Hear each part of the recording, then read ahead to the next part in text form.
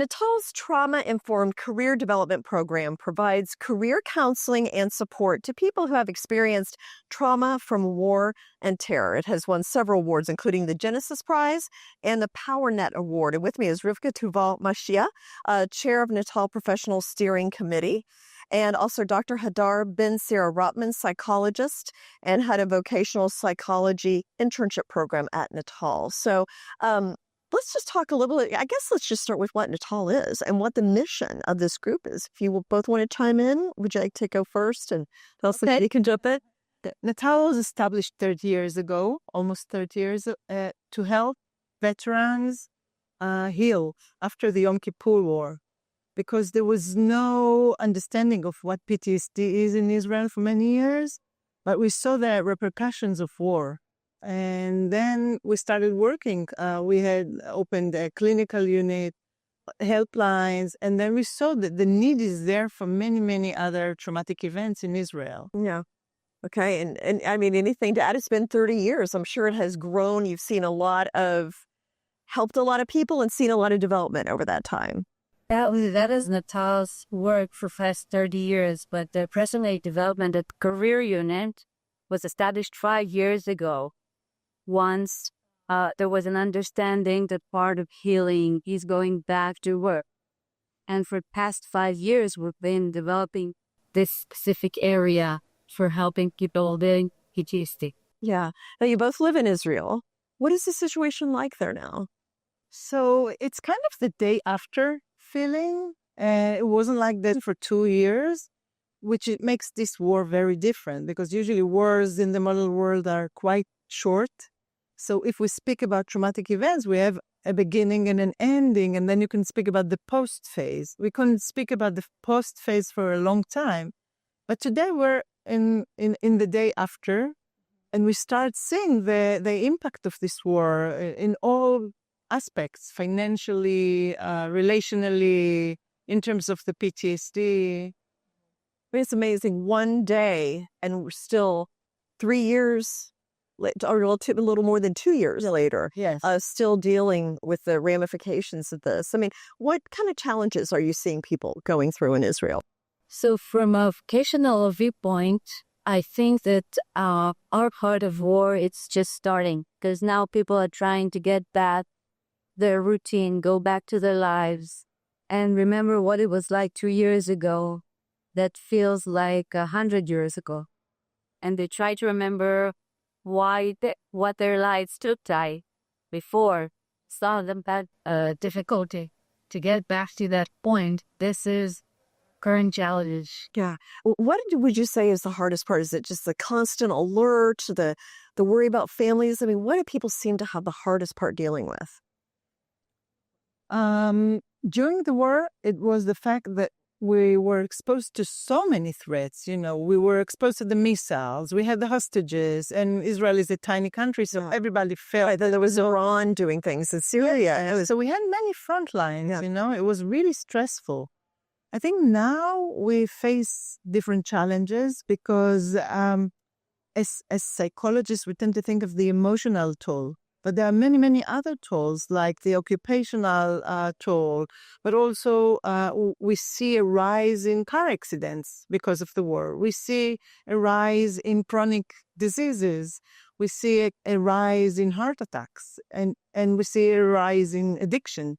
You know, this is the long-term impact. And it of course, it translates to financial toll on the country as a whole.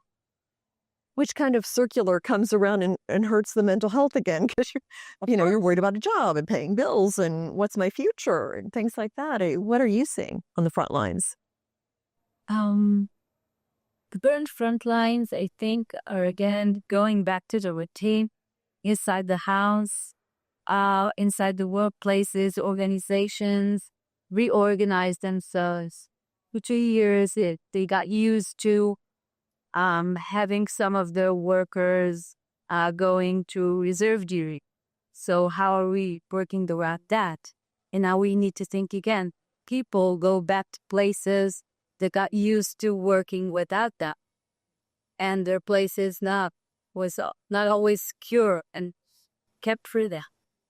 Do you just work with the general public or soldiers as well?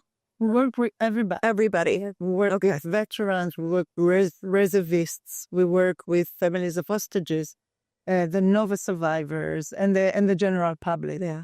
Are there differences among the people? How would you describe that? How different people are, what they went through, and how they're kind of processing everything? Well, there's a huge difference between different groups, and we know from not only the literature but previous coping with traumatic events in Israel that there are some groups who are more vulnerable, like women, for example, and younger people, and people who are already exposed to traumatic events. These are the most vulnerable groups in general. But then, if you take the people of the Gaza envelope who were relocated from their homes for more than a year, so it adds another layer of vulnerability. And of course, the hostage families for 2 years were at the greatest risk. Oh my goodness, I can't even imagine. Yeah. Your children being and not knowing what's happening to and them. getting terrible videos of what happens to them from Hamas. I mean, it's just the worst possible thing for a parent to imagine. Are there innovative ways you're dealing with this, or how are there new therapies, techniques? I mean, describe what it's like for somebody when they come to you. We learned a lot during the masters about how to deal with people. And though there's difference between groups of people survived by trauma, the reservists or the Nova Festival survivors, in our occupational unit, we sort of found a way to find one way that can work for everybody. And that is to work through the symptoms. That means that we map the symptoms of that person and see how they express themselves in the workplace. And in that way, it doesn't really matter what was his specific trauma or the backgrounds. It obviously comes up in the meetings, but we look at the symptoms and work with that. And you have career coaches that are educated about trauma and employment and career coaching, and they integrate that into work with the people. And that is the new model. Yeah. Can I add something? Sure. I think what's unique about NATAL is that it offers a holistic approach. So while Hadar and her unit are working on the, occupational aspect, it's a comprehensive treatment. So if you need a clinical guidance, you will get it in our clinical unit. If you need a family therapy or just, dyad counseling to work with your anxious kids, it still can get it with us. And also, if we want to work with communities to help heal communities, Natal has the community outreach unit. So we offer, based on the needs that we identify, we offer a comprehensive And I'm sure people need different things, or they may go from one to another. So, and you brought up families. I would think that families would be traumatized if someone in their family were, say there were soldiers, they were having problems, the father's absent, whatever. There's like a ripple effect. Yes, of course. Yeah. Of course, when someone is traumatized, his partner immediately suffers. And of course, then the children suffer too. Sometimes we know because many of the soldiers in Israel are very young, so even their parents and grandparents suffer from this PTSD. So it's a ripple effect to all directions. It's not only intergenerational in the way we think about it. It also goes up to the larger family. And we are aware of it, and we address this by developing, family interventions and community interventions. So what's next then? And how long does it take? Do you imagine dealing with some of these people for years? In our unit, we do short-term, goal-oriented processes that are always accompanied by clinical assistance, psychiatric assistance. And it's not standalone, and it's very goal-oriented. That's what works, because we want the people in short amount of time to do some progress, not to achieve all their dreams in 12 meetings, but to learn that they can do by themselves several steps and then to gain security about their ability to do the next steps with their clinician. Okay. And finally, how can somebody find out more about NATAL if they're interested? They can go to our website, which is NATAL org in Israel. Okay, do we have a last minute so I can add something? I think one of the biggest things that we learn to do is not work only with individuals, but we go to the organizations and to the work sector, and we train them to be trauma-informed.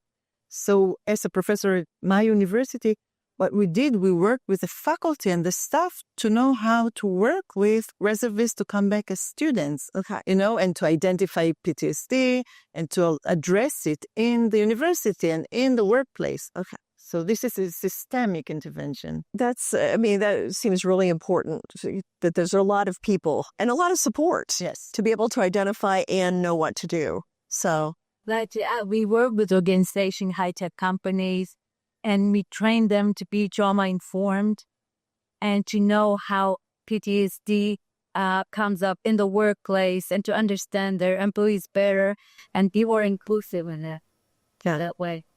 Well, thank you. Thank you for what you do. And it's sadly live in a world where we have to deal with all this, but we do. And, you have to address it and do the best you can. So thank you so much for coming in. Thank you for having us.